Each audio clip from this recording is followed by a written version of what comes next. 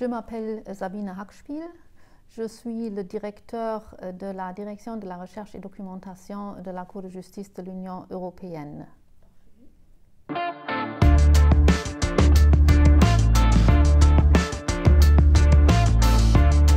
La Direction de la recherche et documentation a une triple mission.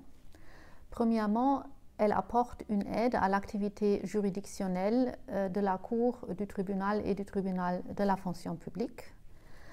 En deuxième lieu, elle contribue à la diffusion de la jurisprudence de ces trois juridictions. Et finalement, elle a une mission de veille juridique au service des juridictions et de leurs membres.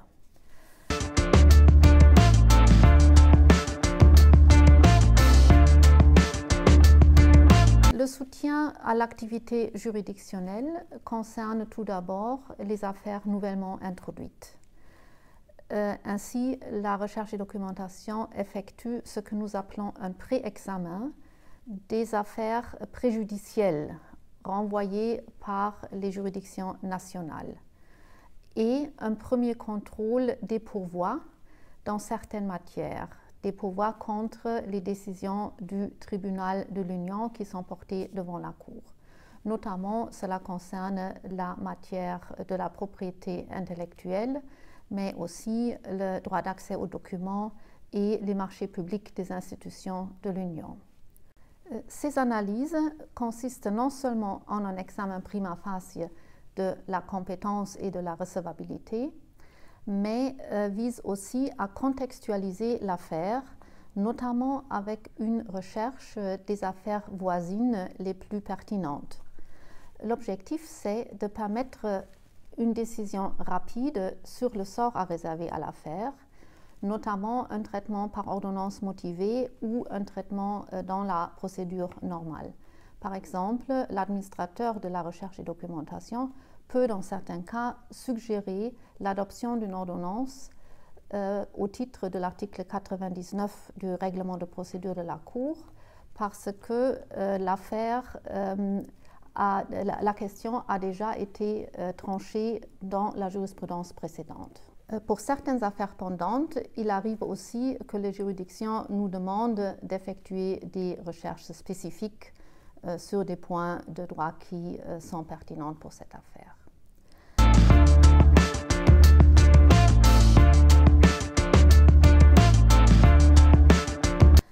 Ensuite, l'établissement des sommaires des décisions juridictionnelles constitue la principale activité de la recherche et documentation dans le cadre de la diffusion de la jurisprudence.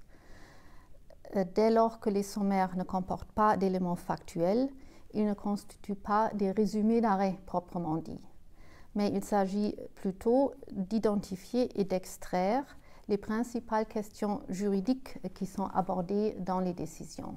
Cette sommarisation s'accompagne aussi à une analyse qui porte sur de nombreuses autres données que nous appelons des métadonnées, telles que les citations juridiques qui sont faites dans les décisions et différentes autres informations telles que des dates, la matière et autres éléments de droit essentiellement.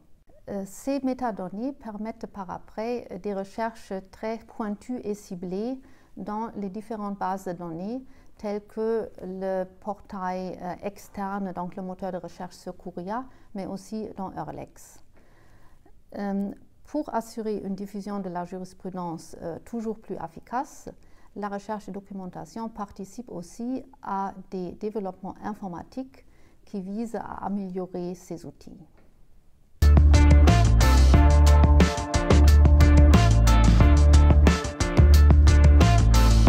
Finalement, la recherche et documentation effectue régulièrement une veille juridique, notamment de jurisprudence nationale qui a un lien avec le droit de l'Union. Ainsi, on assure un suivi des affaires préjudicielles, donc on cherche d'obtenir les décisions rendues par les juridictions nationales après un renvoi préjudiciel. Et on publie 3 fois par an le bulletin reflet sur lequel on va peut-être encore revenir.